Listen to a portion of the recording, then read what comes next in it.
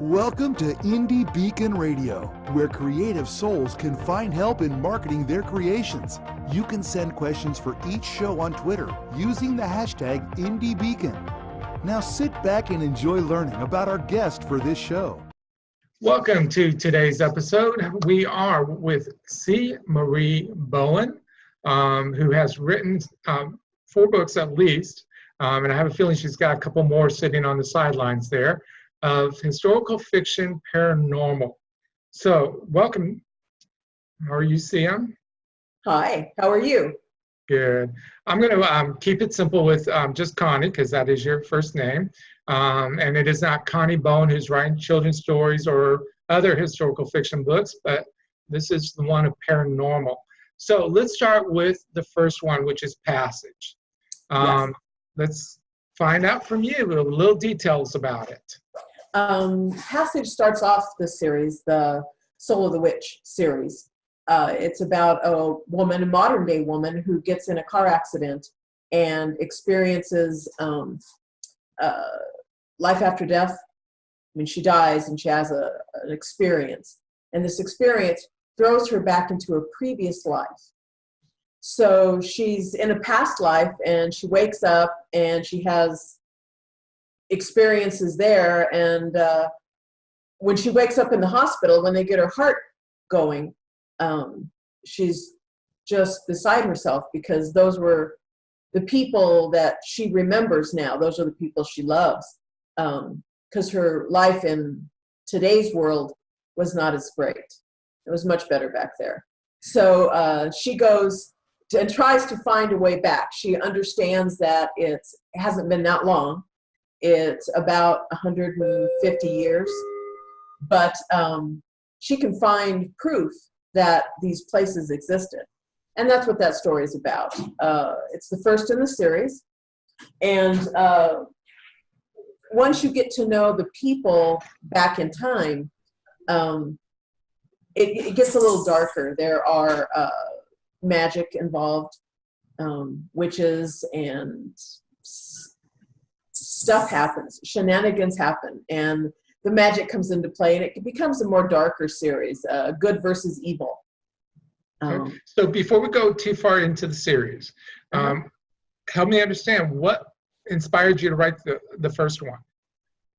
Oh, that first one, I started telling stories in junior high and high school. My girlfriend and I would go down to the park and hang out and talk about dreams we had and what we wanted to be. And I wanted to be a writer. And we wrote poetry and short stories.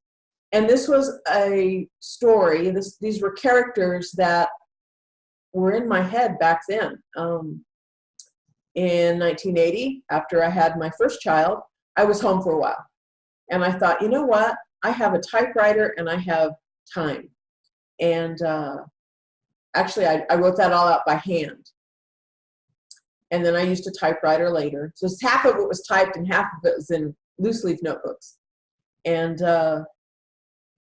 another 9 years went by and I had another kid, and I ended up putting it on a word processor. You didn't have the internet back then.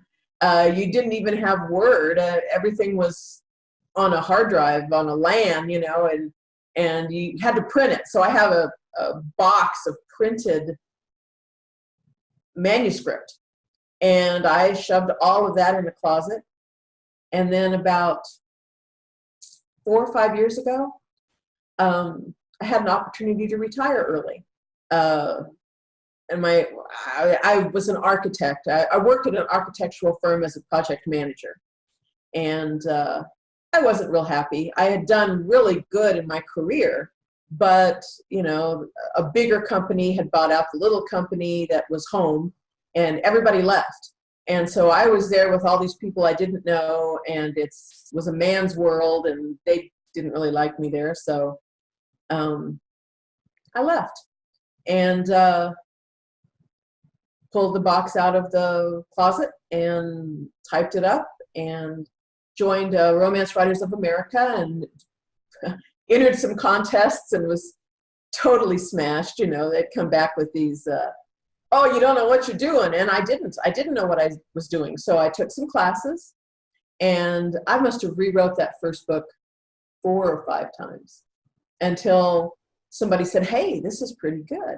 And it won an award. It won first place.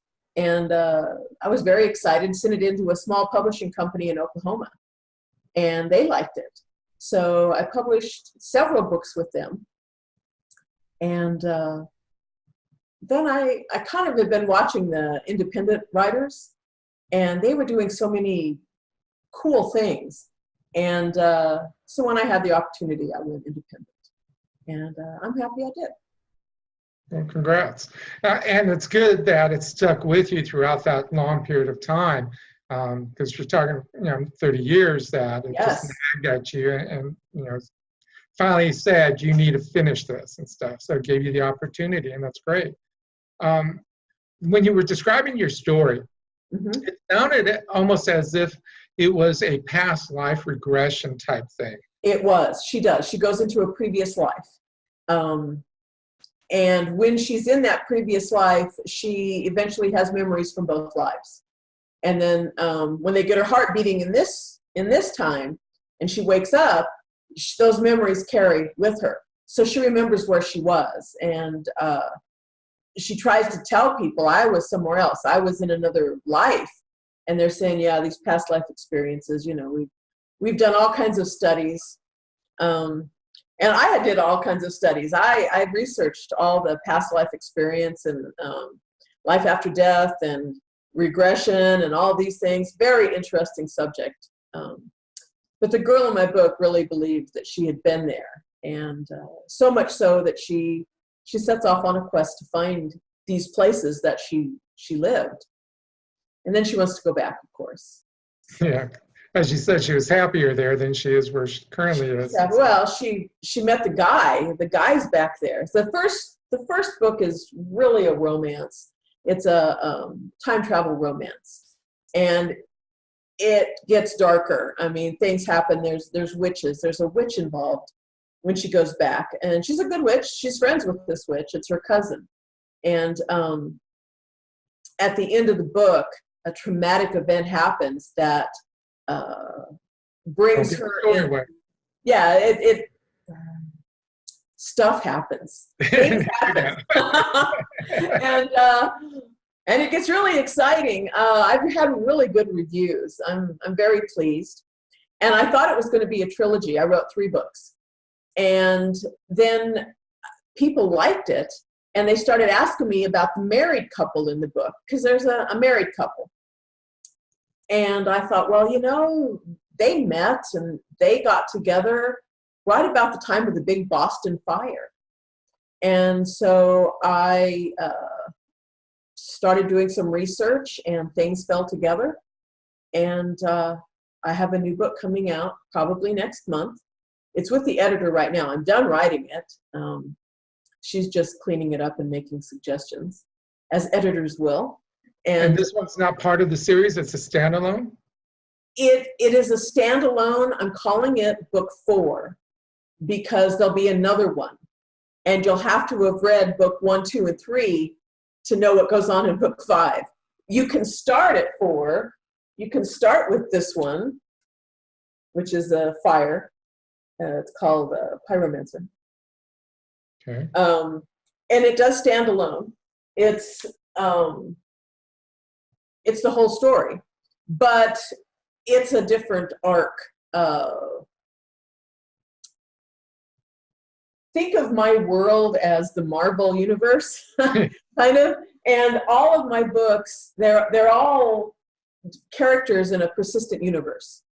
So my Western characters interact with her when she goes back in time, but they also have a world of their own. And then you have the witches, which are the soul of the witch. Those are the witch stories. And then I have another series that has to do with my immortals. Well, it's just one immortal, one guy. He gets cursed by a witch. These witches, they're just out of control. So that brings up a good question. We have just a couple minutes left of this segment. Why are you bringing in the witches? What's the fascination with that? Well, they showed up. I mean, you're a writer. You know how characters just suddenly, there they are. When I was fleshing out the characters, and her cousin back in time could do things. She wasn't really good at it. She wasn't a really good witch, but she could do some things. She could scry in water. She had premonitions. She was good with plants and animals, earth magic. So she was good with earth and water, but that's about all she could do. And she really wanted to be a healer. And these were all things that the character had in her. And they just constantly surprised me. My immortal is in this book. He plays a big part in this book. He's been around for a long time, and that book I showed you was World War II. Okay.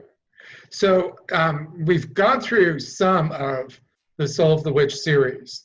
We start off with passage and stuff. We really haven't talked about the prophecy or the paradox, and we'll get into those in the second segment and stuff. So what is the total number of books you have published?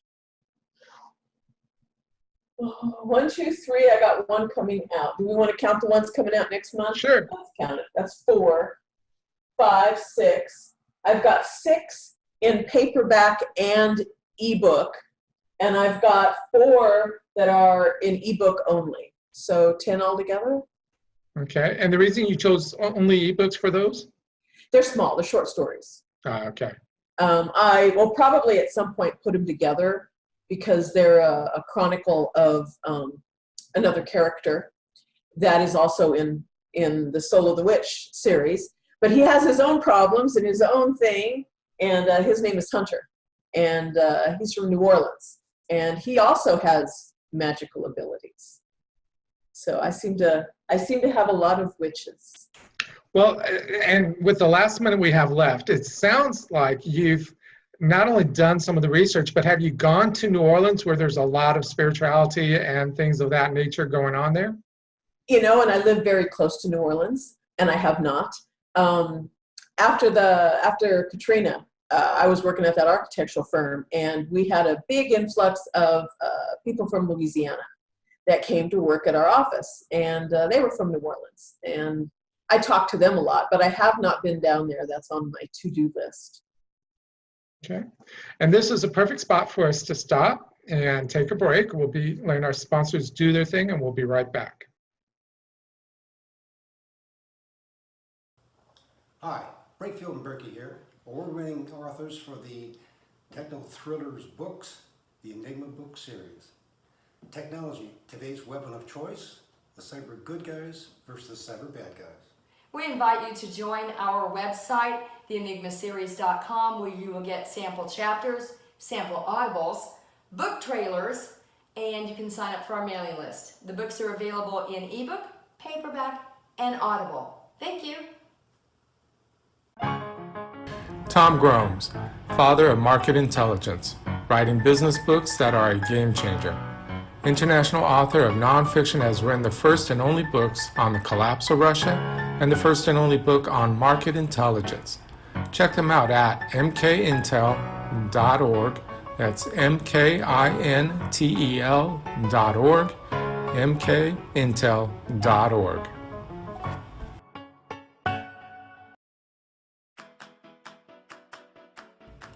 Hi, this is Alan at Ask Alan Anything, a podcast designed to help you learn about publishing and marketing your books.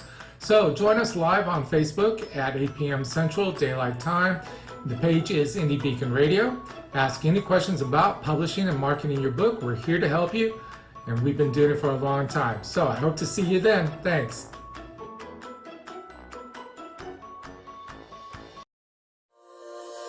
Welcome back to Indie Beacon Radio. Don't forget to like us, follow us, or subscribe to one of our many channels. Now, here is your host for today's show. And welcome back. This is B. Allen Bourgeois, your host for this episode. And we have C. Marie Bowen, who is also known as Connie. She has written a total of 6 paperbacks and 4 short stories that involve a lot of different things. We were talking in the last segment about her Soul of the Witch series, Passage and now Prophecy is what we're going to get into. So we have talked, I'm sorry, I've got Alexa talking to me. Apparently she thought I was talking to her. So there we go. So we were talking about the passage, and she wanted to go back and research all those places and the past life regression and stuff. And towards the end, you said that there was a witch that, a cousin of hers at that time, something happened, and I assume that's what brings us to the prophecy. Is that correct? It does. It sets off the prophecy. And it releases a demon that's coming for them. And a lot of travel is involved in this book. You have people, everybody's heading to the ranch, which is in eastern Colorado, where she goes back in time. She's an heiress. And there's a group coming from Toronto. They travel by train. Most of them are traveling by train. There's another group coming up from New Orleans, and they're also traveling by train. And the trains were interesting. That was interesting research. Late 1870s train travel at that time in our country was madness. You think airports are madness. The trains were madness. You could have 5 to 8 train stations. Imagine United and American having different airports in the same city, because every train had their own station. And so if you had to change carriers, and many times you did, you had to take your luggage, run across, town, and then get on another train going out of another station. So that was fun to research, and I finally got everybody where they were going. And magic comes into play a lot more in this one. My cousin witch, who didn't have a whole lot of magic, learns that she really does have quite a bit of magic. And I don't want to give the whole story away, but they end up with a confrontation with this demon who was set loose because they fulfilled a prophecy. And he's coming for him. He's going to get him. And he really tries. He's a spooky guy. And that's prophecy. And then paradox is they beat him back for now, but then he comes back. And she learns more about why she was pulled back in time, and why could she even do that? How could she do that? Well, in Paradox, she has some more choices regarding time travel to make, and it kind of wraps the series up. And my immortal plays a big role in the ending. So now that immortal you mentioned, he's in book 4. He's in the whole series. You just don't know. You don't know who he is until the very end, until that last book when stuff happens and he has to confess, this is who I am. And so he's in all the books. He just doesn't. Book 4 is more about him. Book 4 is a lot about him. Okay. A lot about him and Hunter. Okay. And so, originally, if I remember correctly in your statement, you said you originally started this out as one book, and then it developed itself into a series. Mm-hmm. How did that happen? Well, at the end of Passage, when there was dire consequences happening, and this witch had to make a choice. She forced enough magic that she I'm going to stop you right there because I don't want you to give away the story. Okay. So let me re-ask the question. Okay. Because I've ended up, I wrote one book and it ended up being a trilogy as well. But that was purely by chance. I didn't intend for that to happen. So that's why I was kind of wondering about you. You originally started with the first, and then all of a sudden you've got 5 that you're doing in the series. So, for you personally, what was the motivation to go ahead and do that? When I got to the end of book 1, I realized it wasn't finished, that there was more story, more character development, other characters that were involved with the final arc of this story. The first 3 books is about her travel through time and all the stuff that happens because she went back in time with her modern ideas. She's in the body that was back there. I mean, she's in a previous life, but she has, our ideas of things, right? She's not a 1870s woman. She's a 2000 plus woman. So she does things that causes havoc. And it sounds pretty much like you have a lot of characters that just don't want to shut up and just they talk. Yeah, they talk to me. They tell me, so their story's told, you're not going to finish. That's right. You're not done yet. And that's really how this book 4 got started. Was it jumps ahead, or it jumps back in time. The passage starts in like 1875. When she goes back in time, it's 1875. And Pyromancer starts about 1860, 1865. It starts way before that. And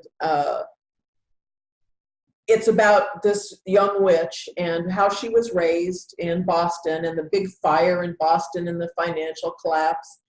And there's so much history in it. In fact, there's so much history in all these books. I decided to just keep track of my research and make a historical facts. And so I'm going to add that to book 4, just historical facts. These are the things in this book that really happened. No, the witch did not set the fire, but they don't know what set the fire, but they know where it started. So could have been a witch. Could have been my witch, yeah. Now you have one more book we haven't talked about. It's a small little one that I see behind you, next to Passage. What is that one? This series, there's 3 books here. There's the World War II. This is My Immortal. His initials are always JL, so it's the JL Immortal series, Time Quest. This is a very short story, and you can only get it in an ebook. It's like 99 cents. And it's him in the Caribbean in the 1700s. And then this one is very popular. It's also 99 cents. It's a little bit of a bigger short story. It's a novella. And it's him in the medieval times, 1300s, 1308. Okay. So that's My Immortal. And eventually there will be a series that follows him into modern times, and that'll finish up this whole thing, and I can go on to outer space stories or something like that. I can get done with these guys, but they still have stories to tell, so I guess I'm kind of stuck with them for now. Well, you never know with that Immortal. He may find you out in outer space doing something there. I've had suggestions that, well, you could just take him, and no. I know how the stories end. I know how all these stories end. I just need to find the time to write them all. Well, this is a good point for us to take a break. We're going to let our sponsors again do their little thing, and we'll be right back.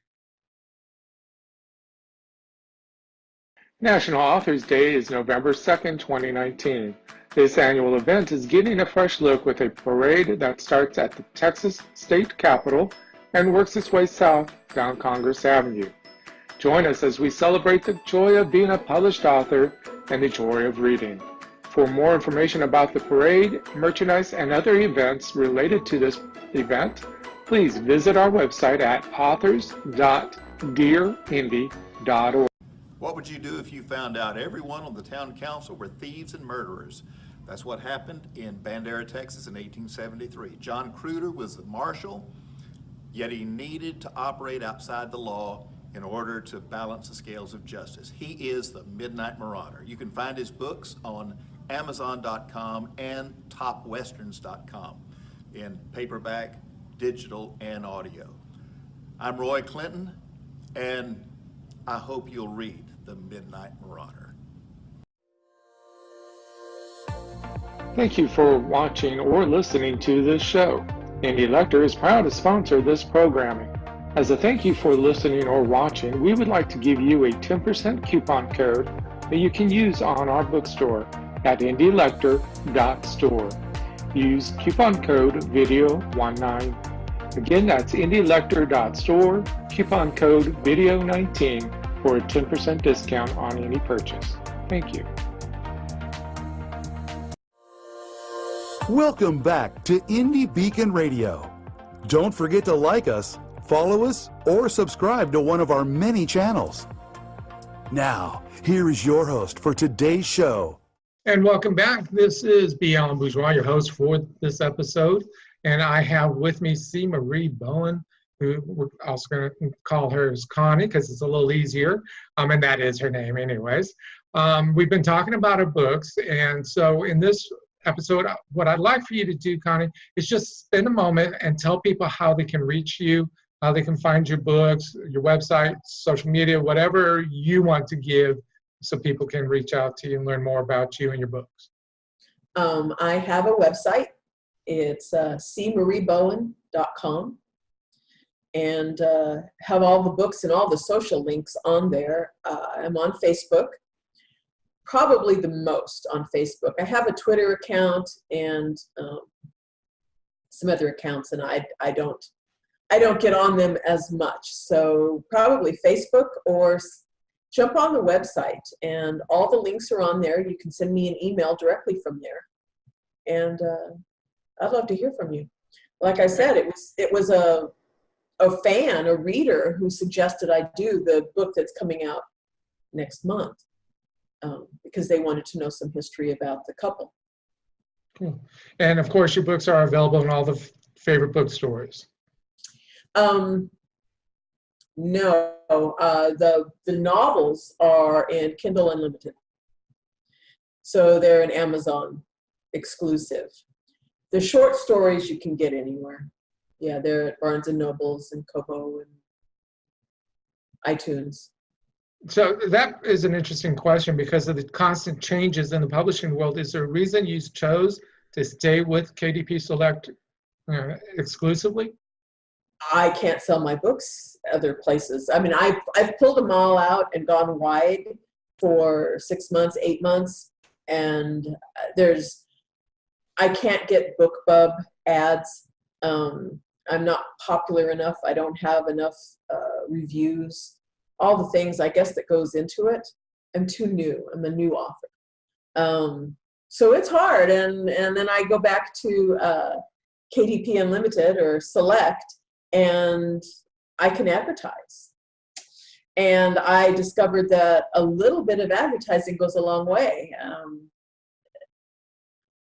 I started selling some books. So I've stayed there. I have big plans, of course, to become a famous author and not have to play Amazon's games, but right now I'm kind of stuck there. Understandable. Okay. So you have these books, and you said you're wrapping it up, and you hopefully will be done, I'm assuming, within a year or 2 years? Is that your goal? Years. I hope so. Yeah, there's probably 1, 2, 3, 4, at least 4 or 5 more full novels and a couple short stories that I need to put out for these guys so that they stop bothering me and I can move on to my my space books. I have some plans for a generation ship that goes into outer space, and that would be fun to write. And have the characters already started presenting themselves to you? Not as much as these guys. These guys are they're drowning everybody else out. I just have to get to these guys. The people that are screaming the loudest is the immortal. He really is. He wants his story told, and it's a contemporary story. It's where that ends up is today. So I've got lots of ideas for that. He tells me all kinds of scenes, things that are going to happen. I just can't wait. I'm excited. Now, early in the beginning, you had mentioned that you first hand wrote your story. Do you still handwrite a lot of your stories, or are you strictly now computer? I'm strictly now computer, and I'm a planner or a plotter. I put down scenes, things I know that has to happen. You know, this has to happen, this, and this is how it's going to end. And then I fill it in. And then when I get it all filled in, then I start writing. And of course, you're a writer, you know, best laid plans. This is what the character is going to do. Whoops, the character does something else. And then you have to change everything. But yeah, I start with an outline. I don't just sit down and write. They talk to me well in advance of sitting down and starting to write. So, yeah. Okay. I happen to be what they call a prancer, who just gets in there and just starts writing. And Really? I still write by hand and stuff before I go to the computer and start the edits. And which works good for me because my characters, yeah, they go left and right all the time. So I don't know what's happening until we're done with the story, or at least I think I'm done with it. As you mentioned before, they love talking to you until they're done. So. Mm-hmm. And they have their own ideas. And if you try to make them do something that's out of character, the story just stops. And I have to go back, maybe even a couple chapters, and go, oh, here's where it was. And then it goes off the other direction. Because they'll just stop talking to me. They're done. No, not. I'm gonna do that. I'm not gonna go to that dinner party. No. And it's like, oh, okay. Horse races. No. Oh, okay. And I have to back up and go a different direction. So yeah, I know what you're talking about. They take control. Yeah. I'm going to ask our last question of the episode, and I do this a lot. Do you have any words of encouragement for somebody who's interested in becoming an author? There's no reason not to. Boy, write your heart out and do it. I mean, it's not that hard to write. It is terribly hard to write, but it's not that hard to get started. And it's not that hard to learn everything you need to know. There's a lot of people out here that are willing to help new writers, whether it's with contests or reviews or mentoring. There's no reason not to. And the longer you wait, the more regrets you have that you didn't do it when you were 20 or 15 or whatever. Because I told my girlfriend just out of high school, we were talking, what do you want to do? And I wanted to go to New York and be a writer. And I didn't get to be a writer until I was much older. And I should have. I would have enjoyed that. Yeah, I fully understand that. I was writing screenplays when I was 12 years of age, but like a lot of parents in that period of my time, it was, no, you got to get to school and you got to get a real job and all that stuff. So I understand where you're coming from on that respect. You have written quite a lot, 6 books and 4 short stories that are available on Amazon. And your short stories are available elsewhere. And of course, we want people to go to cmariebowen.com so they can find out where you're going to be, what you're going to be doing, what the latest stories are, all that fun stuff. And I want to thank you very much for your time. You want to add one last thing? I was just going to say that when you go to the website, you can sign up for a newsletter. And I don't send out a lot of newsletters, but when I do have news, like I'm going to be publishing a book, I will send out a notice to everybody. You can follow me on Amazon or on Goodreads. I'm in all those places. Great. Well, thank you very much for your time, and we wish you the best of luck. Thank you. Thank you for listening to Indie Beacon Radio, where creative souls can find help in marketing their creations. To learn more about Indie Beacon services, to be a guest on the show, or to advertise on our show, please visit our website at indiebeacon.com.